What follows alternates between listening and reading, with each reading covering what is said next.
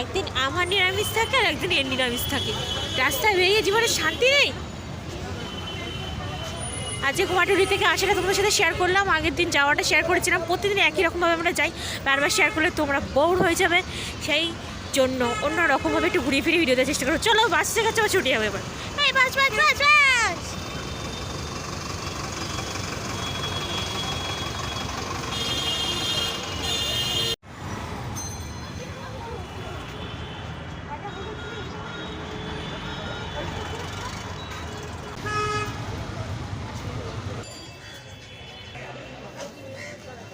কালকে পূর্ণিমাতে বাজারে এসেছি, কিন্তু অনেকটা বেলা হয়ে গেছে, সেজন্য সব উঠে গেছে। নাহলে আমাদের এই বাজারটা সব থেকে বেশি ভরা ভরা থাকে। বল রুমা।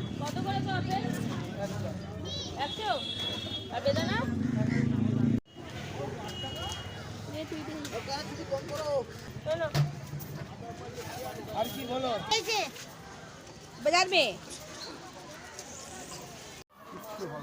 शरीर जा लिखा আছে তাই হবে। আরে এখন খাবো হারামি সালা, প্রত্যেকদিন দাঁড়িয়ে বলে কি আমাকে কিনে দেয়, কিনবে কিনে দিই।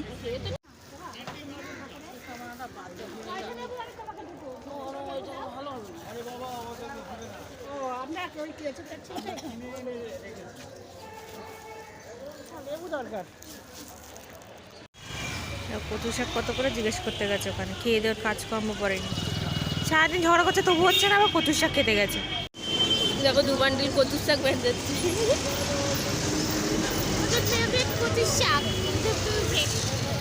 আমারও ভালো লাগে। তো রাস্তাটা পার হচ্ছে, দেখে নাও মাছির মতো পার হবো।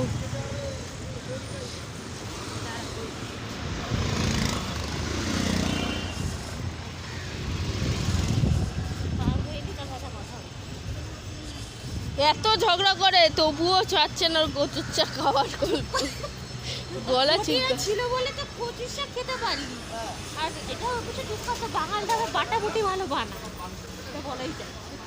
আচ্ছা ঘটিরাই কি কচুর শাক খেত? তুই বল, আমরা কচু শাক খাইলে তো বেশি খেতে ভালো লাগে নাকি তোরা বানালে বেশি খেতে ভালো লাগে? আমি ছোট বেশি বানালে বেশি ভালো লাগে না সেটা বেশি বানালে বেশি ভালো লাগে? না না, আমি এইসব গল্পে যেতে চাইছি না।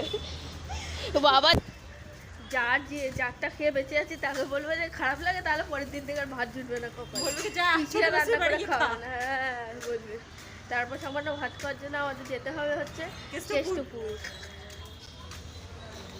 এই হচ্ছে ফিকশন করছে আমাদের মধ্যখানে। চুপ থাক, শোন, যেরকম ভাবে ঘটিরা বানায় না কচুর শাক, ঘুমবে না কেউ ভাত পারবে না, ওইসব বলে না। কাট কাট।